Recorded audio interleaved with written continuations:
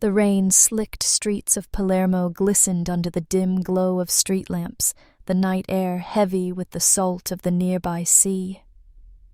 In the distance the cathedral's bells tolled midnight, their sound reverberating through narrow alleys and echoing against centuries-old stone. It was in this city of shadows that Lorenzo Romano ruled a man whispered about in hushed tones across Sicily.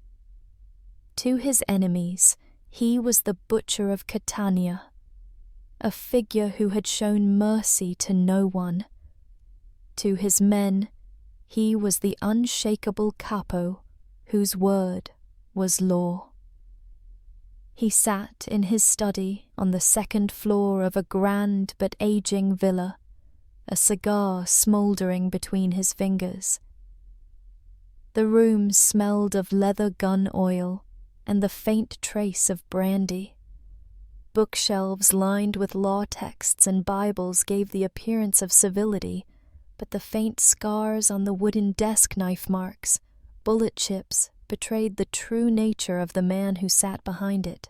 His sharp jaw and dark eyes carried the weight of countless decisions, each one measured in blood. Tonight, however, Lorenzo's thoughts were not on the rival clans or the port shipments arriving under cover of darkness. His attention was drawn to a girl seated silently in the corner, her presence fragile against the brutal world around her. Her name was Isabella. 17 years old, an orphan who had known nothing but hunger church bells and the chill of abandoned convent halls. She had been found in the aftermath of a raid cowering among rubble when Lorenzo's men swept through a smuggler's safe house. She should have been cast aside, another nameless casualty in a city where the poor vanished daily. Yet something about her had stilled Lorenzo's hand. She sat now in a faded dress patched in places with rough stitching, her pale fingers twisting together nervously. Her hair, dark as ink, fell untamed over her shoulders, her eyes wide with the innocence of someone unacquainted with the cruelty of men. Every sound in the villa seemed to startle her, the creak of floorboards, the clink of glasses from the hall. "Why are you still here?" Lorenzo's voice was low, gravelled from years of command. "You should have run the moment the gates opened." Isabella looked at him, her lips parting but no sound emerging at first. Finally she whispered, "I have nowhere to go, signore." The simplicity of the answer struck him. In his world, every soul had an angle, a hidden bargain behind their words. But she spoke like a child before God's altar truth without negotiation. He leaned back, exhaling smoke toward the ceiling. "You know who I am?" he asked. Her gaze fell to the floor. "They say you are a monster," she murmured, "but you saved me." The room went still. His men stationed at the door shifted uneasily. No one spoke to Lorenzo Romano in such a way, and lived unscathed. But the girl had not spoken with defiance, only with quiet observation, like naming the color of the sky. He stood crossing the room until he towered over her. The scent of tobacco and steel clung to him, his shadow swallowing her small frame. He tilted her chin up with 2 fingers, forcing her to meet his eyes. "Do not mistake chance for mercy. I saved you because you were in my way, nothing more." Yet, even as he said it, he knew it was not true. Something about the childlike honesty in her eyes unsettled him. For years he had bathed in blood-severed ties and ruled with iron. But in Isabella's presence, his certainty wavered. One of his lieutenants, Marco, cleared his throat. "Capo, the Catalanos are moving again. Word is Salvio has men watching the docks. We should strike before dawn." Lorenzo dropped his hand from Isabella's chin and turned toward the man. His voice regained its iron edge. "Gather 20, quietly. If Salvio wants to test the sea routes, He will find the waters red by morning. Marco nodded and departed swiftly. The guards closed the doors, leaving the silence to stretch between boss and orphan once more. Isabella dared to speak. "Will you kill them all?" Lorenzo's brow arched. Few outside his circle ever asked him such questions. "That is how wars are won," he replied. She lowered her gaze again, and lost. The simplicity of her reply made him pause. He studied her with the same intensity he reserved for rival dons. She was unarmed, powerless, naive, and yet her words carried weight. He could not dismiss her. "You will stay here tonight," he said finally, his tone less a request than an order. "The city is no place for a girl with no name." "I have a name," she answered softly, though no one uses it. "Then speak it." Her lips trembled before she whispered, "Isabella Conti." The name stirred something faint in his memory, a merchant family long extinguished in feuds years ago. Perhaps fate had a cruel sense of humor bringing the last of the Contis into his villa. He extinguished the cigar, turning his back to her. "Sleep. Tomorrow you will tell me everything you know of your blood. Whether you like it or not, child, you are no longer nameless." From her corner, Isabella watched the man everyone feared, the butcher, who showed no mercy. And yet when he had lifted her chin, she had seen in his eyes not only ruthlessness, but a flicker of something else, something he perhaps had forgotten long ago. Outside the bells tolled again. The night pressed on, and Palermo held its breath. Dawn came like a thin promise over Palermo, the sky paling slowly from charcoal to the color of old bone. Inside the villa, servants moved with the deliberate quiet of people used to keeping secrets. Silver was polished with gloves. Steps were muffled on rugs, and tea was poured as if the sound might call trouble. Isabella woke to a room that smelled of starch and lavender, and for a moment she let herself believe she had been given a place in the world she had never known. Then the memory of the study of the hand that had tipped her chin up and the voice that had ordered men to die returned like a tide. Ada did not ask her questions. She brought a basin and a plain navy dress, and spoke in the language of small mercies. "Eat, dress. Keep your head low," she instructed, and her hands moved with the efficiency of someone who had cared for too many bodies and too few souls. The dress fit with the neatness of a habit. Isabella smoothed its skirts the way one smooths out wrinkles in a life one must wear. Outside the harbor was a maze of ropes and salt, and the low mechanical breath of ships. Lorenzo had been up long before the sun. Black car sliding through fog men with him like clotted shadows. Marco's message had been brisk. Salvio's men were watching the southern keys' light cargo movements that suggested testing routes and probing loyalties. Lorenzo took his time among the crates, his presence noticed, then unremarked as if the sea itself had consented to his intrusion. It should have been clean. It was not. Gunfire cracks in the morning air have a way of making every man equalize to animal. The first report came like a distant hammer, then the second, then the metallic chorus of shouts. Lorenzo collapsed into motion, the old geometry of violence locked into his bones. Take cover. Triangulate. Cut off exit. Nets snagged at his cuffs. Cold salt sprayed his cheek. He tasted iron. Sandro. One of the younger men who liked the clumsy bravado of being near power went down with a sound Lorenzo had decided to remember, the sound of a life being surprised into silence. For a moment, a precise rage filled him, like a heat sink, the kind of anger that strips away rhetoric and leaves only the action. He moved like the shadow he had cultivated. 2 men from Salvio's crew were on the ground before reinforcements could turn the tide. Another fled, stumbling through rigging, hands empty. When the gunfire stopped and gulls returned to their circuit above the water, Lorenzo crouched beside Sandro. The boy's face had gone pale blood dark at the collar. Marco barked orders like a metronome, each command closing the wound of disarray into something serviceable. Lorenzo ordered the wounded moved fast cleanly. He ordered a priest for a mass at San Giorgio, and money for the mother who would kneel and ask the same unanswerable questions. Back at the villa the day smelled of dust and an anxious quiet. Isabella had wandered into the courtyard where vines tried to conquer iron trellises.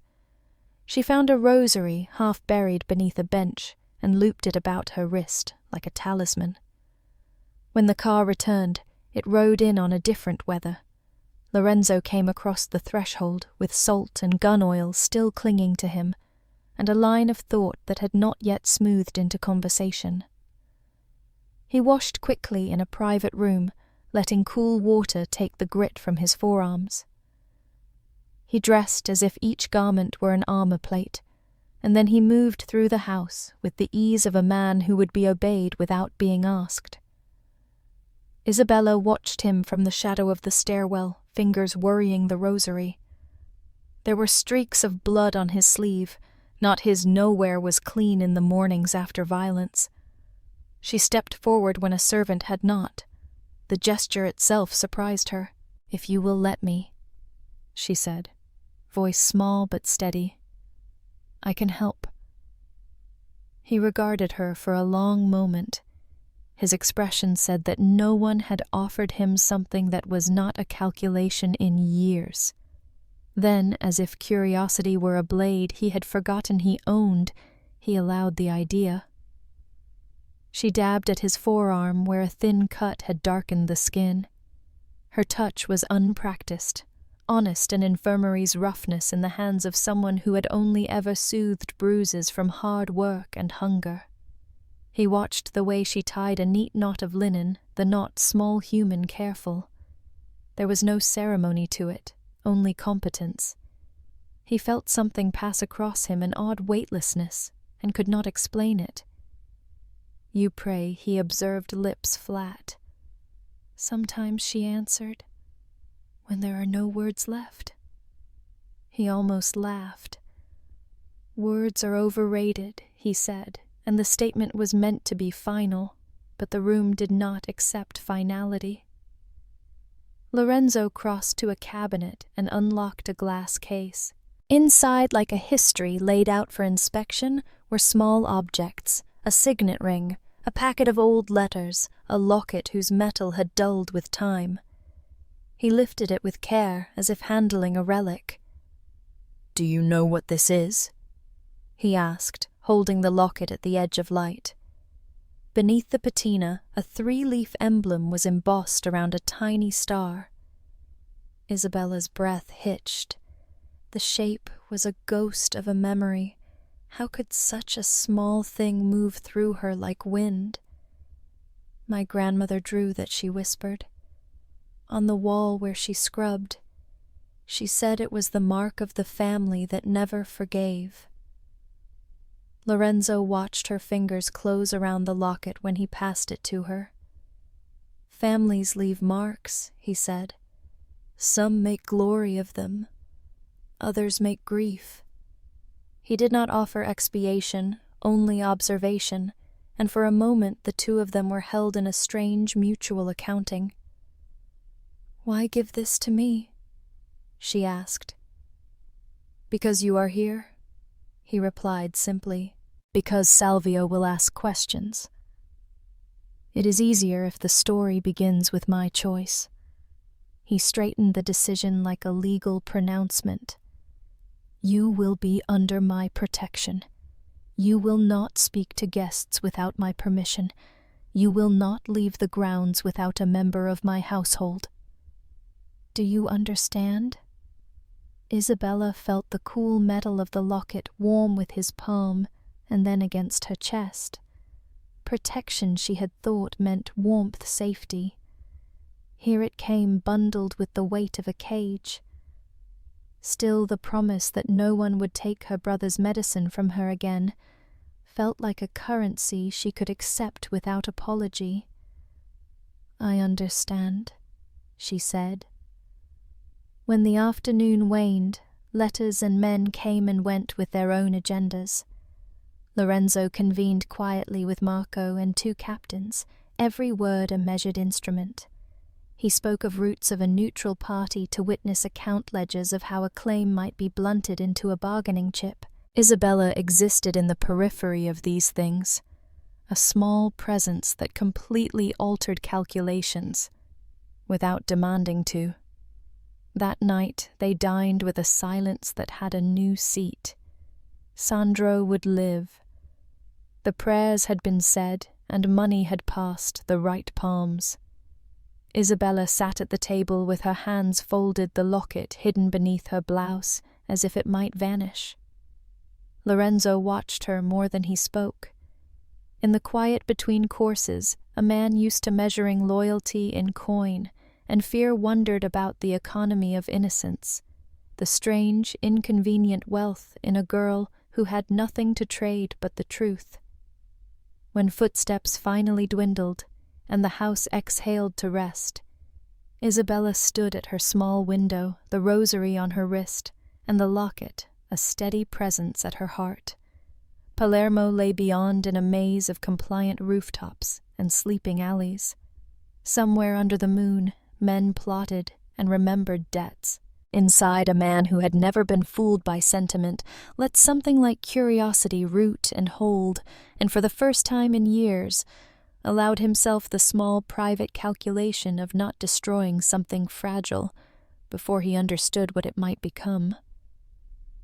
The villa that evening breathed with an unease its walls had long ago learned to absorb. Palermo's streets beyond whispered with rumor the Catalano clan had lost men at the docks. Salvio's temper was boiling, and the police had already been bribed into silence.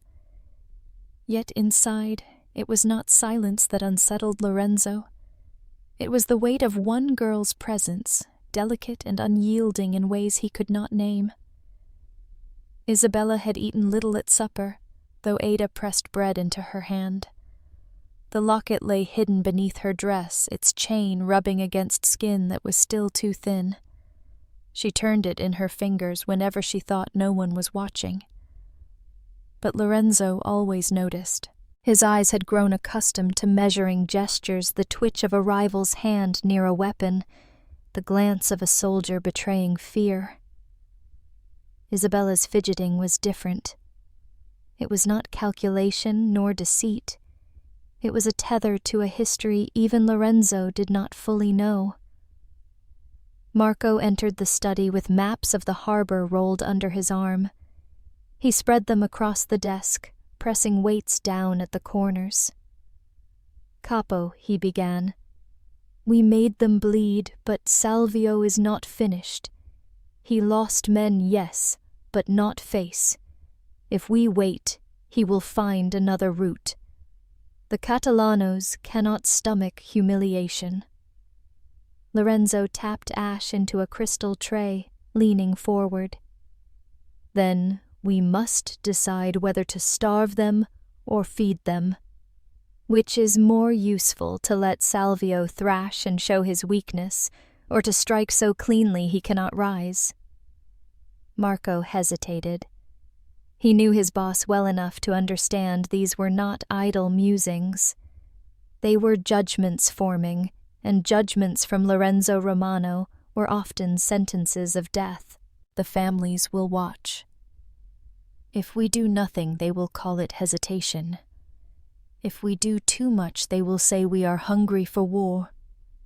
Before Lorenzo could respond, a sound startled them both. Isabella's voice soft but clear from the corner where she had lingered unnoticed. "Then show them something else," she said. The men turned. Isabella stood clutching the rosary at her wrist. "If you make Salvio bleed again, they will see only war. If you wait, they will call you weak. But if you make him come to you, if you make him kneel, then they will see power without blood." Marco blinked in disbelief. "Girl, you do not speak of things you do not understand." But Lorenzo silenced him with a raised hand, his gaze fixed on Isabella, studying her as if she were an unexpected cipher in a familiar code. And how he asked slowly, "Would you suggest I make a man like Salvio Catalano kneel?" Isabella swallowed her courage, fragile but real. "I don't know your ways, but in the convent, the abbess always said when two children fight, the stronger one is not the one who shouts, but the one who makes the other ask forgiveness." The room fell quiet. Lorenzo leaned back, considering. Marco shook his head in disgust, muttering about superstition and children's tales, but Lorenzo heard more in her words than innocence. He heard strategy dressed in simplicity. Perhaps, Lorenzo murmured, a girl who has seen nothing but hunger still understands pride better than men with full stomachs. He dismissed Marco with a gesture, leaving Isabella alone in the study with him. He approached slowly, circling, as though testing the edges of a fragile cage. "You speak boldly for someone who owes me everything," he said. "I owe you my life," she answered, her voice trembling but steady. "But not my silence." The words landed between them like a stone in still water. Lorenzo had executed men for less. Yet instead of fury, he felt a strange calm spread through him. He took the locket between two fingers where it hung from her neck. "This emblem, it may be all that protects you. Do not think it makes you untouchable." "I don't," she whispered. "I only think it makes me remembered." That night, Lorenzo walked the corridors of his villa as though chased by ghosts. He paused at windows, listening to the restless city. Every sound carried meaning: the bark of a dog, the far-off wail of a vendor, the slam of shutters. Palermo was alive with hunger and vendetta, and he was its surgeon, cutting rot from bone. Yet he could not shake the echo of Isabella's words. In his chamber he poured himself brandy, but drank little. Memories came instead, his father teaching him the weight of a knife, his first blood drawn, the vow he made when his mother's body was lowered into the ground. All of it had been built upon one rule: mercy is weakness. But what if mercy shown once could be wielded as power?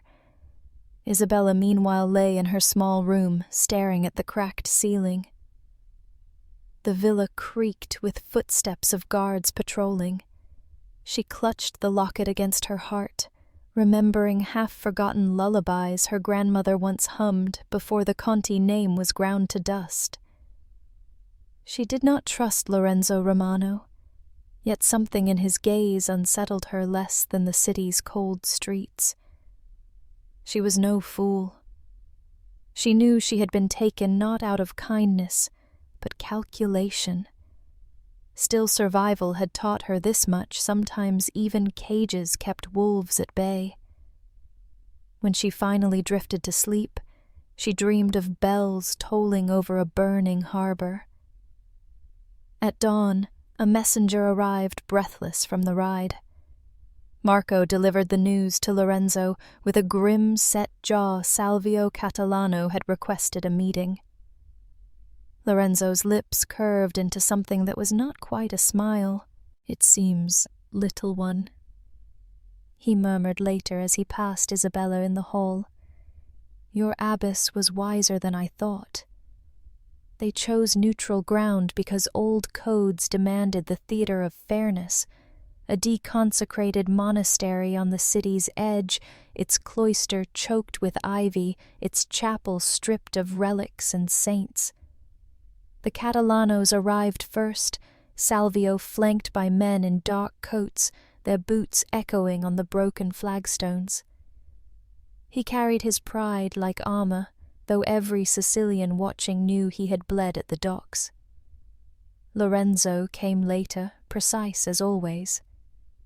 His men spread through the courtyard with disciplined silence, steel beneath their coats. When he entered, the air seemed to compress. He did not shout nor posture.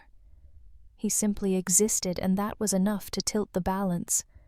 Salvio opened with venom. "You struck like a coward, Romano, at night in smoke and rain. That is not war, it is thievery." Lorenzo lit a cigar slowly, ignoring the insult until the flame burned steady. "War is not theater, Catalano. You lost men because you were careless. Carelessness is punished in our world." The exchange hung heavy. Salvio's men shifted hands, twitching near weapons, but none dared move. The monastery's silence pressed like judgment. Then Lorenzo said something unexpected. "But perhaps tonight we do not speak of punishment. Perhaps we speak of debt." Salvio blinked. "Debt. You have lost ships, lost men. Soon you will lose contracts. Palermo watches. They see weakness. That can be corrected if you kneel." Murmurs rippled. Salvio's face darkened. "You ask me to bow before you?" Lorenzo's gaze sharpened. "Not before me. Before the law of strength. You live because I allow it. You trade because I do not close the ports. That is the truth. A man who denies truth is already dead." The silence was unbearable until Salvio's laugh cracked through. Bitter, hollow. "You are still the butcher of Catania, aren't you? Mercy is not in your tongue." "Mercy," Lorenzo said. "Exhaling smoke is to let you walk out of here." From a balcony above, Isabella watched. Lorenzo had forbidden her to come yet. Curiosity dragged her. Ada had tried to stop her, but Isabella's steps were quicker, her resolve sharper than the housekeeper expected. Hidden behind cracked shutters, she clutched the locket as if it might steady her trembling. She saw men's lives hanging on words. She saw how Lorenzo wielded silence as a blade sharper than any knife. She saw Salvio's pride fracture piece by piece. At last, Salvio spat on the floor. "You will regret this arrogance." Lorenzo only stood. His stillness was more terrifying than any roar. "Then regret with your men's graves." The meeting ended without signatures, without truce, only with Salvio storming into the night and Lorenzo watching eyes unreadable. Back at the villa, Lorenzo poured wine but did not drink. Marco cursed Salvio's insolence, urging a strike before dawn. "Capo, give me 20 men, and I will finish it. End this feud before it grows." But Lorenzo's mind returned to Isabella's words the night before make him kneel. Salvio had not yet knelt, but the world had seen him tremble. Sometimes humiliation spread deeper wounds than bullets. He looked up to find Isabella standing in the doorway, bold despite Ada's protests. "You were there," he said flatly. Her silence betrayed her. "You disobeyed me." "I wanted to see," she whispered. "And what did you see?" She met his gaze with fragile steadiness. "That Salvio is afraid, and that you did not need to kill to make him bleed." Lorenzo's jaw tightened. He dismissed Marco with a gesture. Alone he approached Isabella close enough that she could feel the weight of his stare. "You think you understand power. Little orphan, I understand fear," she said. "I have lived with it every day.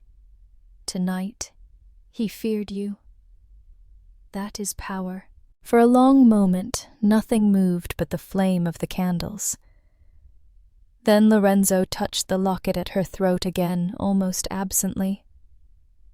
"Perhaps you see more than I wish." He turned away, leaving her in the doorway. But his steps were slower than usual, as though her words had added a weight even he could not shake.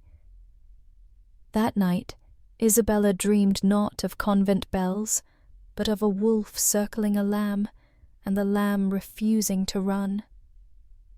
The monastery's echoes had not yet faded before Palermo buzzed with whispers. Salvio Catalano had left the meeting alive, yes, but not unscarred. Word spread through taverns and docks that the feared Catalanos had been forced to swallow their pride. To men who dealt in shadows, humiliation was a wound that bled louder than death. At the Romano villa, preparations shifted like tides before a storm. Marco drilled men in the courtyard, the crack of gunfire echoing against stone walls. Cartridges glinted in the sun. Knives were sharpened until they gleamed like mirrors. Ada scowled at the noise, muttering that the house once knew prayers and music, not this endless thirst for war. Isabella watched from the balcony, her hair caught by the wind. She had not been sent away as she half expected.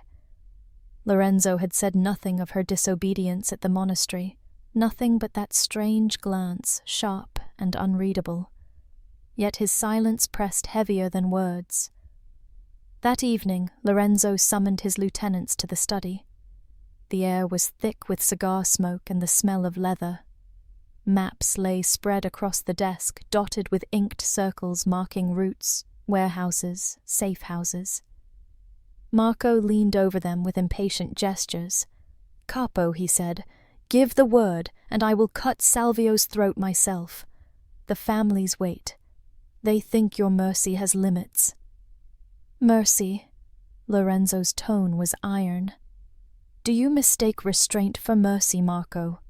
I do not kill because you hunger for it. I kill when it serves purpose." The room quieted. The other lieutenants shifted uneasily. Lorenzo's temper was a blade, they all knew it. But Isabella's voice drifted unexpectedly from the doorway. "Then purpose has already been served." All heads turned. She stood in the threshold, fragile in her borrowed dress, yet her presence filled the room as surely as any soldier. "Everyone speaks of Salvio's shame," she continued softly. "He lost more than men. He lost face. If you strike now, you make him a martyr.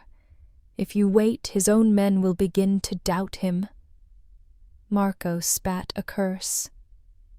The girl again. "Capo, why do you allow this child to poison your counsels?" But Lorenzo did not silence her. Instead, he studied her words with the same patience he gave battle plans. "You believe waiting is the sharper blade," he said at last. "I believe fear eats faster than bullets," Isabella replied. The silence that followed was heavier than the sound of guns outside. Later that night, Lorenzo walked the corridors alone. He passed Isabella's room and paused, hearing her voice faintly. She was whispering a prayer, or perhaps only memories. He could not tell. He lingered, then moved on, unsettled. In his chamber, Marco confronted him privately. "Capo, this is dangerous. The girl, she worms her way into your thoughts. She is no soldier, no strategist. She is a liability." Lorenzo poured brandy without answering. At last he said, "A liability can sometimes become a weapon, Marco. Remember that." Marco left furious, but did not dare press further. Across the city, in a candlelit cellar, Salvio Catalano plotted revenge. His pride could not heal without blood. He gathered men sworn by oath and coin swearing Palermo would drown in Romano blood before another week passed. Among them was a traitor once loyal to Lorenzo, a driver who knew the villa's rhythms, the changing of guards. Salvio listened, eyes gleaming as details spilled like poison into his ear. Days passed. In the villa, life assumed a strange rhythm. Isabella walked the gardens under Ada's wary eye, sometimes lingering near the chapel ruins, where vines grew over broken statues. The locket never left her throat. Servants whispered that she carried the air of fate about her, that her survival among wolves was not chance, but destiny. One evening Lorenzo found her there, seated by a shattered saint. He stood in the shadows before speaking. "Why do you sit among ruins?" he asked. She startled, then met his gaze. "Because ruins tell the truth. Once someone believed these walls eternal. Now they are dust. It reminds me nothing lasts. Not power, not fear." For a moment, Lorenzo felt the sting of her words. His empire had been carved in blood, yet here stood a girl who saw through its stone facade to the fragility beneath. He stepped closer, lowering his voice. "And what do you believe lasts?" Isabella touched the locket. Names, stories, memory. Her answer unsettled him more than any rival's threat. That night, under a blood moon, shots cracked at the villa's gates. Salvio had moved sooner than expected. Alarms rang, steel clashed in the dark. Marco's voice bellowed orders as men scrambled into defense. From her window, Isabella saw torches flicker and shadows surge. The war had come to her door at last, and Lorenzo, calm as the eye of a storm, stepped into the night, his coat-sweeping pistol gleaming to meet it. Gunfire shattered the night. The Romano villa shook with the thunder of bullets slamming into stone walls, the iron gates rattling as Salvio's men hurled themselves forward. The smell of powder and smoke mingled with the citrus from the groves, sharp and bitter in the midnight air. Marco's commands roared through the courtyard. "Hold the gate! Keep the lanterns low!" His voice carried over the clash of steel. The cries of men and the crackling of torches dropped in haste. Romano soldiers pressed against the barricades, firing into the shadows where Catalano's men surged. Inside, Isabella clutched her locket, heart pounding. Ada tried to drag her toward the cellar, but Isabella resisted. "If they breach," she whispered, fear threading her voice. "They won't," Ida snapped, though her eyes betrayed doubt. Above the chaos, Lorenzo emerged from the villa like a spectre. His coat swirled behind him, pistol steady in his hand, eyes fixed with the calm of a man born for war. He strode past his men, ignoring cover, and every soldier took heart at the sight of him. Salvio Catalano had hoped for fear. Instead, he met resolve carved from iron. The fighting grew savage. Grenades burst at the gates, shaking dust from the villa's arches. Marco dragged a wounded man to safety, snarling curses. "Capo, they've brought half the docks with them." Lorenzo fired once, twice, each shot deliberate, unhurried, as if the battlefield were his private chessboard. "Then we will teach them half is not enough," he said coldly. Isabella, torn between terror and something sharper, broke free of Ada's grip. She ran not to the cellar, but to the chapel ruins where crates of supplies were stacked. She found a bucket of sand and began dousing smoldering torches flung over the walls. Her hands shook, but she persisted, each extinguished flame a small defiance against the tide of violence. Marco spotted her from across the yard and swore under his breath. "She'll get herself killed." But Lorenzo, seeing her too, raised a hand. "Let her," he said. His tone carried neither anger nor approval, only recognition. The battle raged for what felt like hours. Salvio himself never crossed the gates, but his fury echoed in the relentless waves of men. At last, when dawn paled the horizon, the Catalanos began to withdraw, leaving their dead among the olive trees. Silence fell heavy, broken only by the groans of the wounded. The villa's walls were scorched, its gates battered, but it still stood. Lorenzo walked the blood-stained courtyard boots, crunching over shell casings. He paused where Isabella knelt, soot smearing her hands, her dress torn. She lifted her gaze to him, trembling, yet unbroken. "You should have hidden," he said. "I couldn't," she whispered. "If I had closed my eyes, I would have heard the screams anyway. Better to fight them in some way." Lorenzo studied her, his expression unreadable. Then slowly he removed his coat and draped it over her shoulders.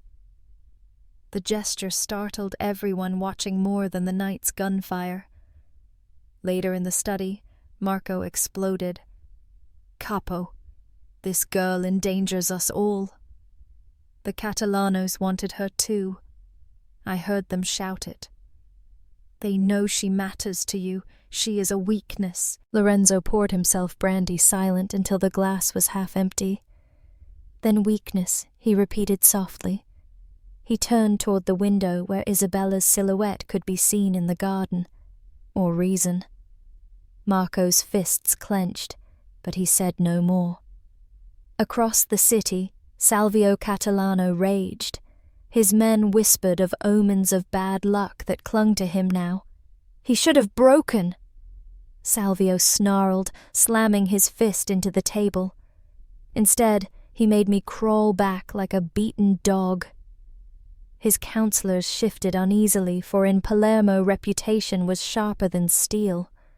Revenge would come again. He swore it. That night, Isabella dreamed of fire consuming the villa, of bells tolling over ruins, and of Lorenzo standing amid smoke, watching her with eyes that burned not with cruelty, but with something she feared even more recognition. When she awoke, the locket lay warm against her skin, as though it remembered what even she had yet to learn. The villa still bore the scars of battle, scorched stone broken gates, the smell of blood lingering in the garden. Men worked through the day to repair walls and carry their dead to quiet burials, but unease hung heavier than grief. Everyone knew Salvio Catalano would not accept humiliation in silence. Inside, Lorenzo convened his closest men in the dining hall, its long oak table stained with maps and ledgers rather than wine. Marco argued for retaliation, swift, brutal, a raid on Salvio's warehouses at the docks. Others muttered agreement. Yet Lorenzo remained silent, leaning back, his expression unreadable. It was Isabella who broke the quiet. She had been permitted to sit near the hearth, a courtesy few understood. "If you strike first again," she said softly, "you will prove Salvio right, that you are hungry for war. But if you wait, he will stumble, and all will see him weaker than you." Marco slammed his fist on the table. "Capo, we cannot let children speak in council." But Lorenzo raised a hand, silencing him. His gaze fell on Isabella. "And what do you know of weakness?" She met his stare without flinching. "I know it is louder than strength. Weakness shouts so others won't see it." The room stirred uneasily. To many her words were folly. but to Lorenzo they resonated like truth disguised as innocence.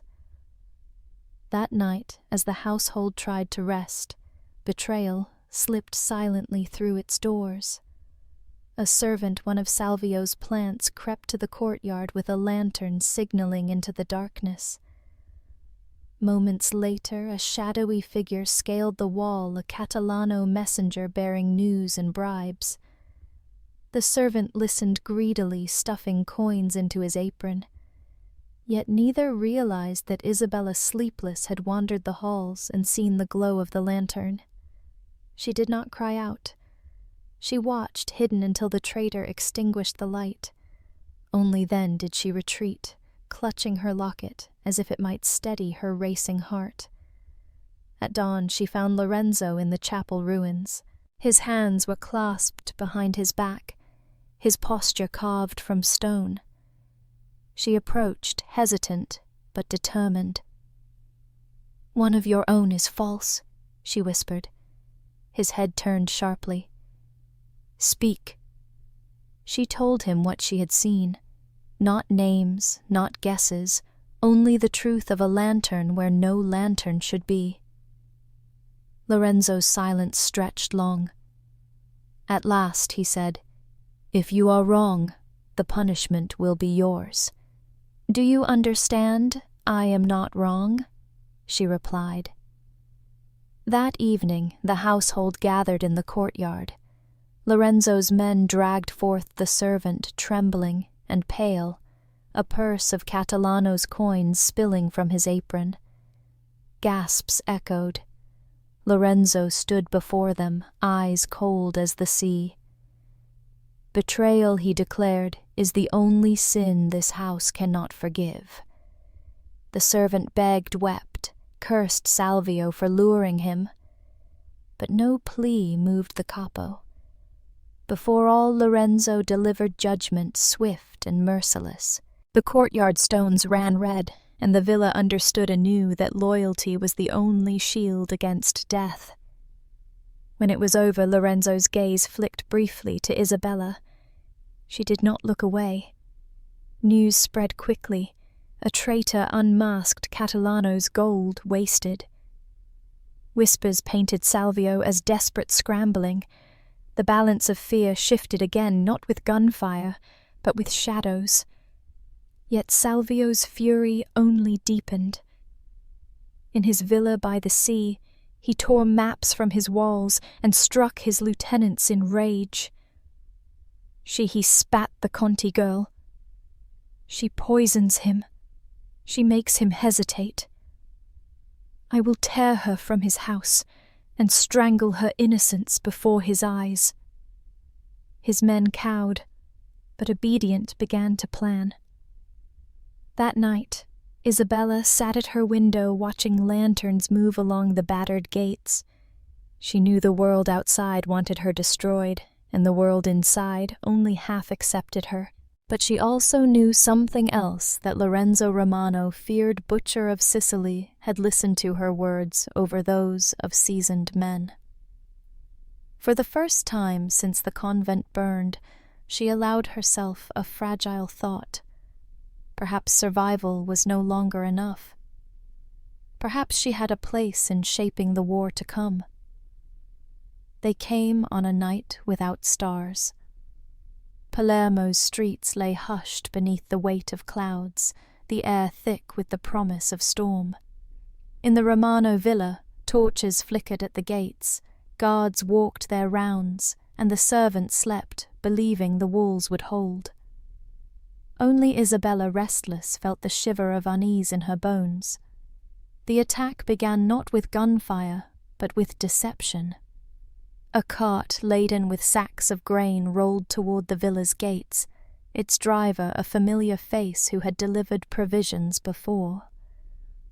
The guards, weary from weeks of heightened watch, waved him through after only a cursory glance. They never saw the shadows crouched beneath the sacks, the barrels marked with false seals. When the cart reached the courtyard, the driver struck flint against steel. The barrels cracked open, spilling armed men like vipers from a nest. Shots rang out the villa's stones, echoing with chaos. Cries of alarm tore through the night as the guards scrambled to arms. Inside, Lorenzo rose from his chair at the first volley. Marco burst into the hall, sword drawn, shouting Catalano dogs in the yard. The capo's command cut sharper than any blade. Seal the inner doors. No one reaches the girl. Isabella woke to the thunder of boots. Ada dragged her from bed, thrusting a shawl over her shoulders. Down, child. Down to the cellar. But Isabella resisted. She heard the clash of steel, the shouts of men dying, and something deep within refused to cower in darkness while others bled above. She slipped free, heart pounding, and followed the echo of battle through the smoke-stained halls. In the courtyard she saw the war-unleashed torches flung to rooftops, flames licking shutters, men locked in brutal struggle. Marco fought like a wolf, driving his blade through Catalano's mercenaries. Lorenzo stood at the gate itself, pistol in hand, his coat black with smoke and blood. A figure loomed amid the chaos. Salvio Catalano himself, his scarred face twisted with fury. He pushed through his men, shouting above the din, "Romano, you hide behind walls, but tonight they burn with you inside." Lorenzo's eyes narrowed. "You crawl into my house like a thief, Salvio. And you think to leave alive." The duel that followed silenced even the guns. Steel clashed, sparks flared, and two dynasties measured themselves in every blow. Salvio was broad and brutal, swinging with the strength of rage. Lorenzo was precise, his movements honed by years of discipline. Around them men held their ground, watching their lords decide fate with blades. Isabella, pressed against the colonnade, could not look away. She saw in Lorenzo's face not only cold fury, but something sharper, the burden of protecting not just empire, but her. Salvio caught sight of her in the shadows. His grin split wide. There she is, the little ghost who whispers in the butcher's ear. "Come then, child, let me show you what becomes of innocence." He lunged, breaking from Lorenzo's guard blade, arcing toward her. Isabella froze, the world collapsing into the gleam of steel. But Lorenzo intercepted, driving Salvio back with a roar. "Touch her," he spat, "and I'll carve your heart from your chest." The fight grew savage. Sparks flew, blood splattered stone, until finally Lorenzo's blade sank deep into Salvio's side. The Catalano Don's staggered eyes wild with hatred. His men dragged him away, firing blindly to cover retreat. The courtyard fell into a hushed, trembling silence. Bodies lay strewn across cobbles, torches hissed in the rain, and the villa's walls stood scorched but unbroken. Later, in the dim light of dawn, Lorenzo found Isabella sitting on the chapel steps, knees drawn to her chest. Her shawl was torn, her hair loose, her eyes wide with everything she had seen. He crouched before her, blood still drying on his hands. "You disobeyed me," he said, voice low. "I couldn't hide," she whispered. "Not when they came for you." For the first time he did not scold. He touched the locket at her throat, the gesture rough but almost reverent. "They came for you, Isabella. Never forget that." Her lips parted, but no words came. She understood. Salvio had not risked his clan for trade routes or pride alone. He had come for the orphan girl in Lorenzo Romano's house, and though Salvio had left the villa wounded, the war was far from over. That night, as the wounded were tended and the dead buried Isabella, stood at her window again. She looked at the city smouldering beyond the bells, silent as though the cathedral itself mourned. She knew the truth with terrifying clarity. She was no longer merely surviving in Lorenzo's shadow. She was the spark for which men would kill or die. And deep within, though she feared it, she felt the stir of resolve. The Catalano villa stank of smoke and sea rot. Salvio lay on a couch, his wound bound but festering rage burning brighter than fever. Around him his lieutenants muttered of losses of honor broken, of men buried nameless at dawn. Salvio silenced them with a fist against the table. "No more shadows," he growled. "We strike where it hurts most. Romano has made himself protector of that girl. Then she will be the knife I drive into his heart." Words spread like fire. Salvio would gather his allies for one last storm. He sent envoys to old rivals of the Romano name, offering coin, vengeance, anything to draw them into his crusade. And though many hesitated, the hunger for blood was stronger than fear of Lorenzo. Back at the Romano villa, life settled uneasily into routine. The walls were patched. The guards doubled, but Isabella knew each repaired stone carried only the illusion of safety.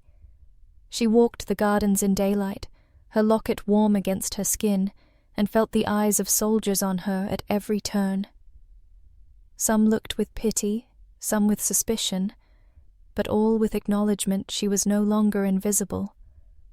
One evening she found Lorenzo in the ruined chapel, where candles flickered before a cracked altar. His hands were clasped behind his back, his posture rigid as marble. She approached softly. "They will come again," she said. He did not turn. "Yes. Because of me." At that he faced her. The firelight carved deep shadows across his features. "No, Isabella. Because of me. You are only the excuse they cling to. But excuses matter. Wars have been fought for less." Her voice trembled. "Then let me go. If I leave, perhaps Salvio will stop." The word cut like steel. He stepped closer, his presence overwhelming. "If you leave, you will not see another dawn. Salvio would have you strangled in an alley to prove his point. And He broke off, jaw tightening. "I will not permit it." Something unspoken flickered in the air between them, as fragile as it was dangerous. Days later, word arrived that Salvio had summoned allies to a gathering outside Palermo. Marco urged immediate assault. "Capo, let us burn them in their nest before they march." But Isabella, who listened silently from the corner, spoke with quiet urgency. "If you attack, the families will call it war without provocation. But if you force Salvio to march on you to expose his fury before them all, then every death will be his fault." Lorenzo regarded her long, then said, "You argue like one raised in council, not convent." "I argue like one who wants to live," she replied. The night of the gathering, Salvio stood before a hall of men and thundered of vengeance. He raised Isabella's name like a banner of war, calling her the serpent, whispering in Romano's ear. Yet even as he spat curses, some leaders shifted uneasily. To rally a war around the death of a child seemed madness, even by Sicilian standards. Still, madness often breeds loyalty among the desperate. Salvio's oath rang clear. Tomorrow, Romano's villa burns, and the girl dies before him. At dawn, Lorenzo prepared his men. He dressed not in finery, but in the dark coat of his first campaigns, a silent reminder of what he was. Before he departed to meet fate, he found Isabella waiting in the courtyard. "You should stay inside," he said. She lifted her chin. "I will not hide while others fight for me." He studied her, this orphan girl who had become the axis upon which his world turned. Then, without a word, he unclasped a ring from his finger, heavy with the Romano crest, and pressed it into her palm. "If I fall, this will buy you loyalty enough to live. Do not waste it." Her eyes glistened. "And if you live, then you will wear it not as shield, but as truth."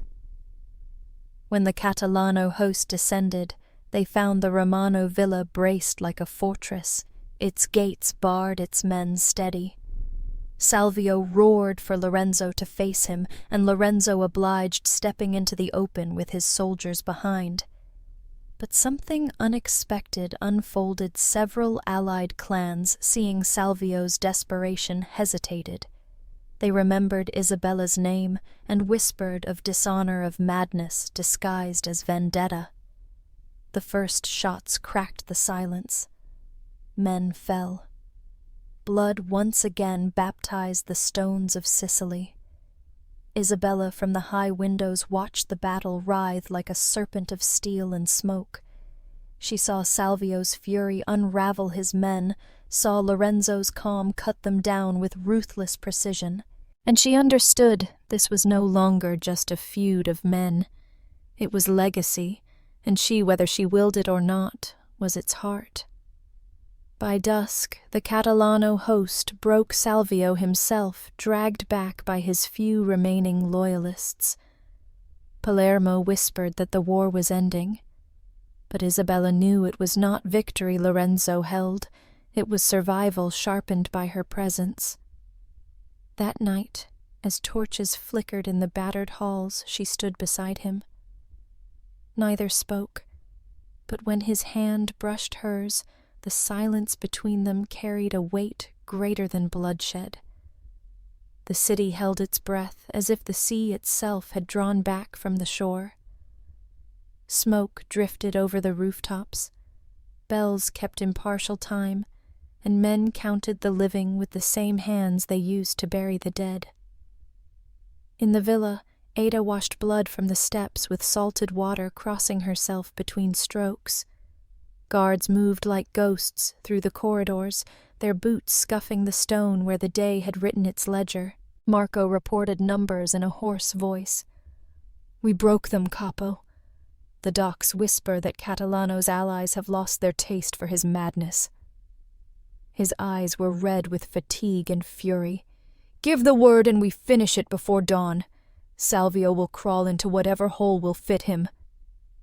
Lorenzo stood at the window coat, unbuttoned throat bare to the lingering heat of battle. "He will not crawl far." The words were not boast, but whether something to be marked and prepared for. He turned. "Where is the girl?" "Where she should not be," Marco said roughly. "On the northern balcony, watching men die and be made again." Lorenzo's mouth tightened. He said nothing at first. "Then find Salvio. Not his men. Him. I prefer a single crown on the table to 1,000 broken coins." By dusk, the net had drawn tight. 2 of Lorenzo's scouts brought word that Salvio was holed in an old customs house near the marsh, a place where smuggling had been a trade before it was a crime. Its walls still remembered the prayers of boatmen who had asked the saints to avert the eyes of the guards. Now it housed the remnants of a dynasty. "Take 50, Marco urged. "Burn him out." "No," Lorenzo said. "Fire makes martyrs. Bring him breathing." He slid his pistol into its holster, as if resheathing an argument. "I will speak. If he refuses to hear, then God can have what's left."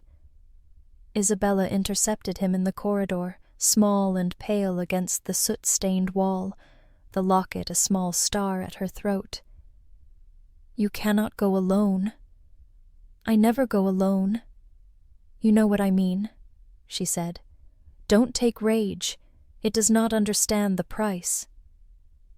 He studied her for a long second, reading the fear and the steel braided together. Stay in the house. She did not promise. He did not insist. The door closed behind him on the hinge of a decision neither named. The customs house sat where the marsh met the river mouth, half swallowed by reeds, the shutters gray as old bone. The Romano men circled it with disciplined quiet, a tightening ring of breath and metal. Marco slipped through a side entrance with 3. 2 minutes later, the front door creaked open, and a man stumbled out with his hands high. Then another. Then 5 more, their faces hollowed by the kind of fear that empties men's pockets of courage. At last, Salvio himself lurched into the threshold bandage, showing through his torn shirt sword at his hip like a memory he could no longer lift. He saw Lorenzo and bared his teeth. "Butcher." "Spend the last of your words better," Lorenzo said. They faced each other as twilight bled down the sky. The men behind them drew back a pace, without being told.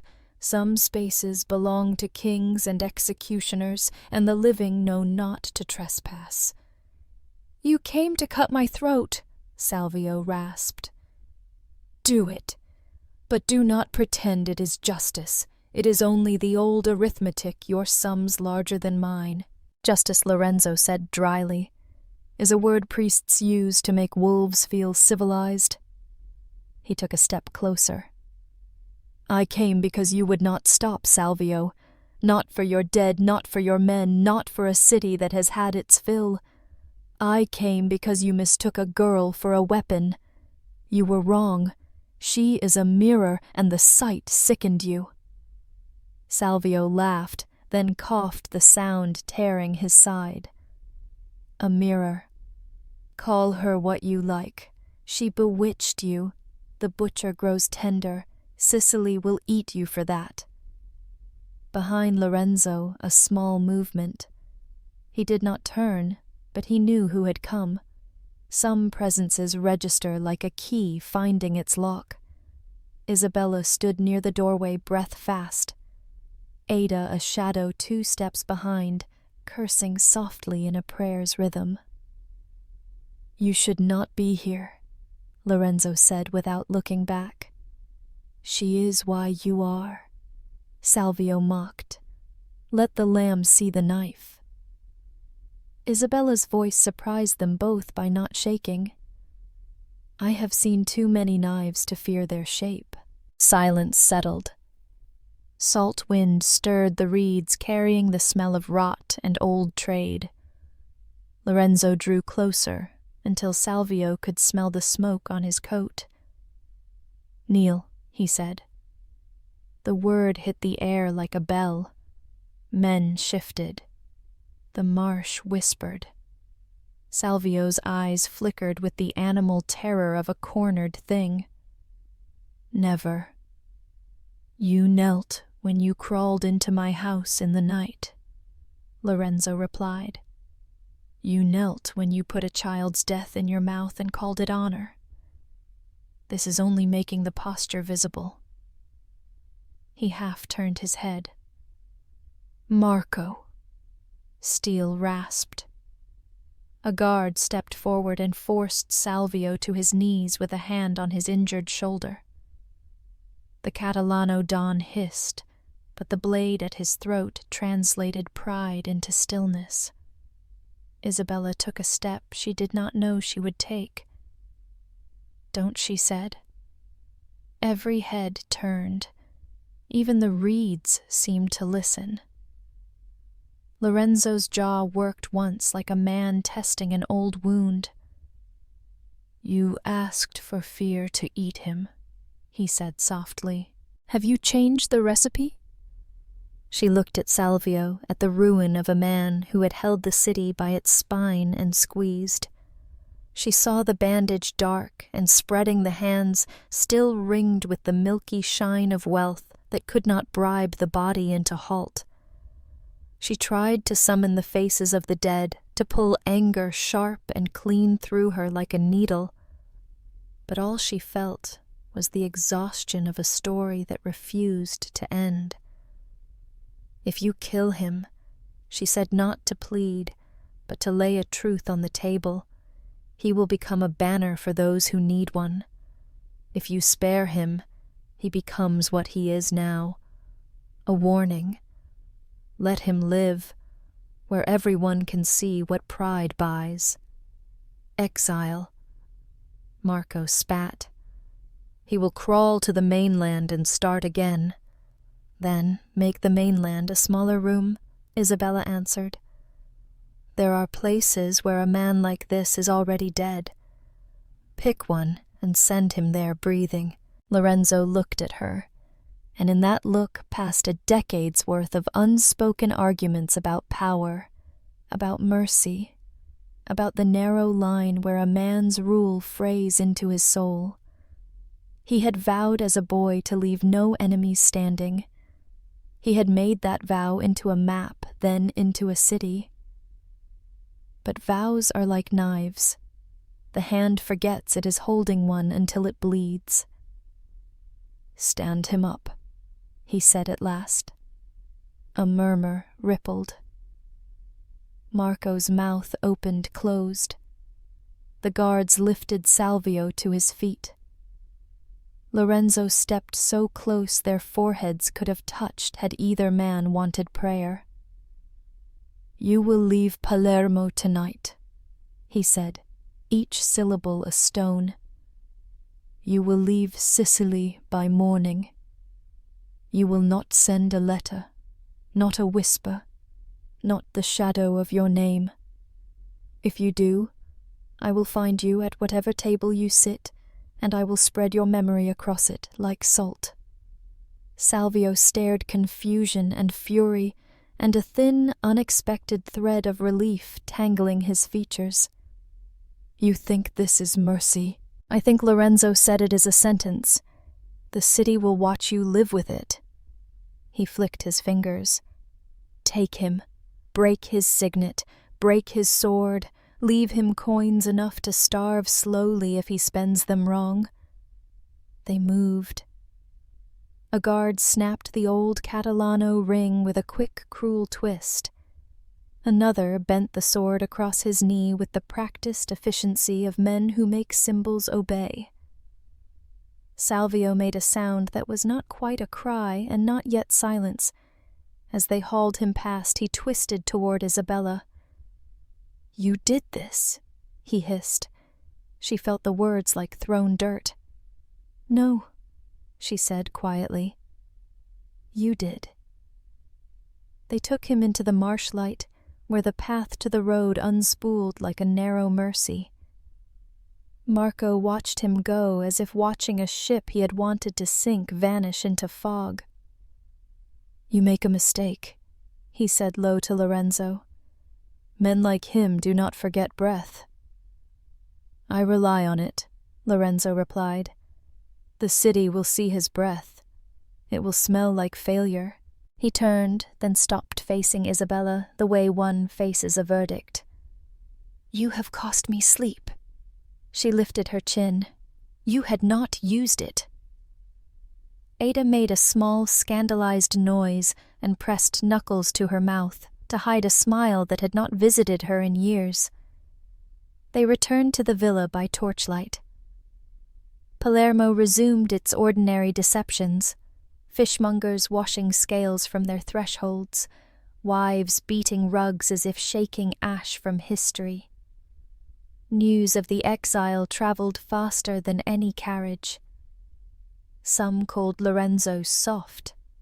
More called him terrifying.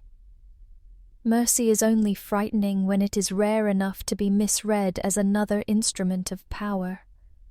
In the days that followed, letters arrived from men whose eyes had been on the fence and now found it uncomfortable. Contracts shifted like birds before a storm. Alliances untied and retied themselves with knots that better suited the new wind.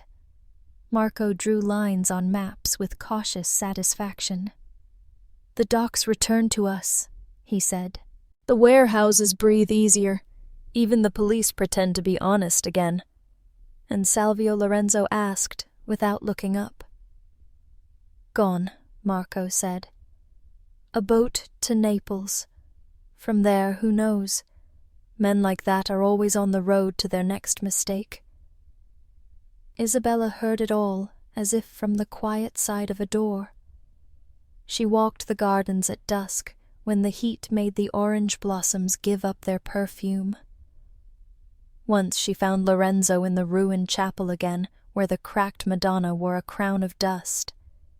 He spoke without turning. "You showed me a path I did not know I wanted." "You chose it," she said.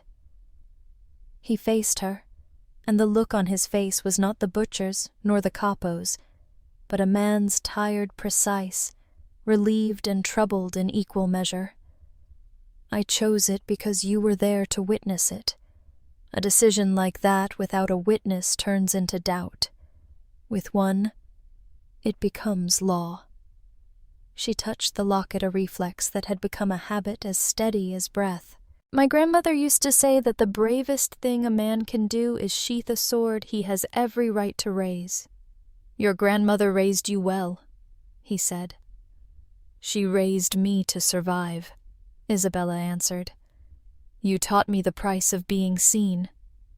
He stepped closer, stopping at the edge of something that felt like a precipice and a threshold. "I will protect you," he said simply. "Not because you are a pawn, not because you are a banner, because you are the one true thing in a room full of useful lies." Isabella's fingers tightened around the locket until the metal warmed against her skin. "Protection feels like a door," she murmured. "Sometimes it opens. Sometimes it locks." "Then we will leave it ajar," he said, and the smallest curve of humor softened the line of his mouth. He reached for his hand, the one without a ring, then stopped, then did not. "There will be talk." "There is always talk," she said. "Let them say you were bewitched. It is better than them saying you were bored." Ada would later swear she had not been listening from the corridor, though the tray she carried rattled once as if someone had told it a joke. Marco would pretend he had not seen the way Lorenzo began to carry silence like a gift, rather than a blade whenever the girl walked into the room. Weeks became the first calm Sicily had known in seasons.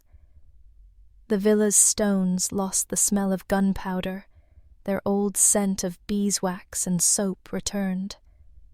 Sandro learned to laugh with his new scar. Letters came from the hills announcing marriages postponed, now set debts once sharpened into knives quietly put back into drawers. At the docks men worked without glancing over their shoulders as often. One evening, with the sun climbing down into the sea, Lorenzo brought Isabella to the library where the glass case waited like a reliquary. He took out the signet ring he had pressed into her palm on the morning of the last battle, and regarded it as if reading a line he had copied long ago. He held it out. "Wear it," he said. "Not to hide. To be recognized." Her breath caught, but she did not reach immediately. Rings forge chains. They also unlock doors. He closed her fingers around the metal. "Let the city learn a new arithmetic." She slid the ring onto a ribbon and tied it around her wrist beside the rosary. The two hung together without quarrel history and prayer law and mercy. When she looked up, Lorenzo was watching her with a gaze that had no enemies in it, only questions that had forgotten their swords. She did not step back. Outside, Palermo rehearsed being ordinary. Inside, a man feared for his lack of mercy, and a girl feared for her lack of power stood in a shaft of late light and allowed the world to be briefly, dangerously simple. Ada entered with the tray and set it down louder than necessary. Eat, she commanded them both like a priest ending a long confession. They obeyed. Later, when the lamps were lit and the night found its usual excuses, Lorenzo walked the corridor and paused at Isabella's door as he had on the first night she came. He did not knock. He did not leave. He stood in the quiet and counted a kind of courage he had never been taught. In the marsh beyond the city where reeds forget names, a fisherman found a broken blade washed onto the mud. He turned it in his hand, shrugged, and threw it back. Far away, a man who had once been a lord tasted foreign bread and did not find salt enough to make it home. The sea breathed. The bells tolled. The house slept. And somewhere between mercy and power, where the arithmetic refuses to balance, and yet a life is made, two people took the first step into a story they could not have written alone.